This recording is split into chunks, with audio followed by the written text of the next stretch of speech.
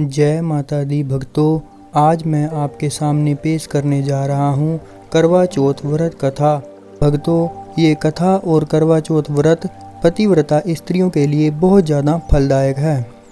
कृपया इस पूरी कथा को ध्यान से सुने और अगर आपको कथा में आनंद आए तो प्लीज़ चैनल को सब्सक्राइब जरूर कर दें।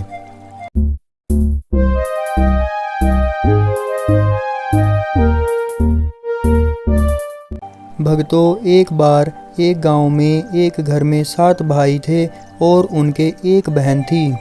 सभी भाई अपनी बहन से बहुत प्यार करते थे और हमेशा उसके साथ ही खाना खाते थे।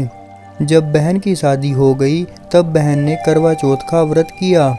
सभी भाई शाम को खाना खाने के लिए बैठे तो अपनी बहन को खाने के लिए बुलाया। तब बहन ने कहा कि आज मेरा चौथ माता का व्रत है। तब भाइयों ने सोचा कि चांद पता नहीं कब तक उदय होगा, अपनी बहन तो भूखी है।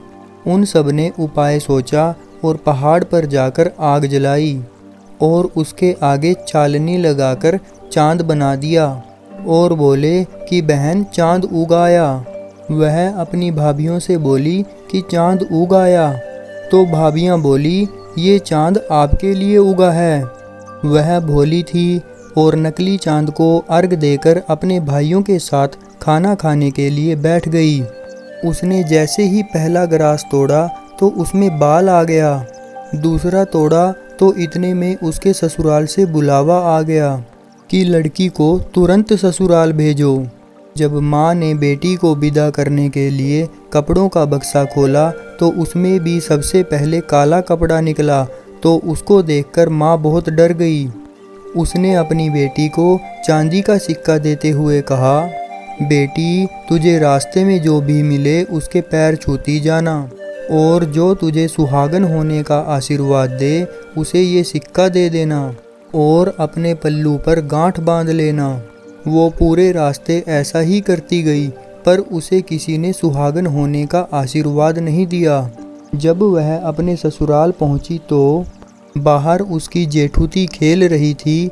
जब उसने उसके पैर छुए तो उसने उसे सदा सुहागन होने का आशीर्वाद दिया। तो उसने सिक्का जेठूती को दिया और पल्लू पर गांठ बांध ली। जब घर के अंदर गई तो क्या देखती है कि उसका पति मरा पड़ा है। जब उसके पति को जलाने के लिए ले जाने लगे तो उसने ले जाने नहीं दिया। तब सब गांव वालों ने कहा कि हम गांव में लाश नहीं रहने देंगे। तो गांव के बाहर एक झोंपड़ी बना दी तो वह उस झोंपड़ी में रहने लगी और अपने पति की सेवा करने लगी। हर रोज बच्चे उसे घर से खाना दे जाते। कुछ समय पश्चात माघ की चौथ आई तो उसने व्रत किया। रात को चौथ माता गाजती गरजती आई तो उसने उसके पैर पकड़ लिए। माता अपने पैर छुड़ाते हुए बोली, 7 भाइयों की भूखी बहन मेरे पैर छोड़। जब उसने पैर नहीं छोड़े तो माता बोली कि मैं कुछ नहीं कर सकती, मेरे से बड़ी वैशाख की चौथ आएगी, उसके पैर पकड़ना। कुछ समय पश्चात वैशाख की चौथ आई तो उसने वैसे ही व्रत किया। तो वैशाख माता आई और उसने कहा कि मैं कुछ नहीं कर सकती, मेरे से बड़ी भादवे की चौथ आएगी, उसके पैर पकड़ना। जब भादवे की चौथ आई तो उसने भी यही कहा, मैं कुछ नहीं कर सकती, मेरे से बड़ी कार्तिक चौथ है, वो ही तेरे पति को जीवन दे सकती है, लेकिन वो तेरे से सुहाग का सामान मांगेगी और तू वो सब तैयार रखना। लेकिन मैंने तुझे ये सब बताया, ऐसा मत कहना। जब कार्तिक चौथ आई तो उसने अपने पति के लिए व्रत रखा। रात को चौथ माता आई तो उसने उसके पैर पकड़ लिए। तो माता बोली, 7 भाइयों की लाडली बहन घनी भूखी घनी तिसाई, पापिनी मेरे पैर छोड़। तब वो बोली, माता मेरे से भूल हो गई, मुझे माफ़ कर दो और मेरे पति को जीवन दान दो। जब उसने पैर नहीं छोड़े तो माता बोली, चल ठीक है, जो सामान मैं मांगूं वो मुझे लाकर दे। माता ने जो सामान मांगा वो उसने लाकर दे दिया।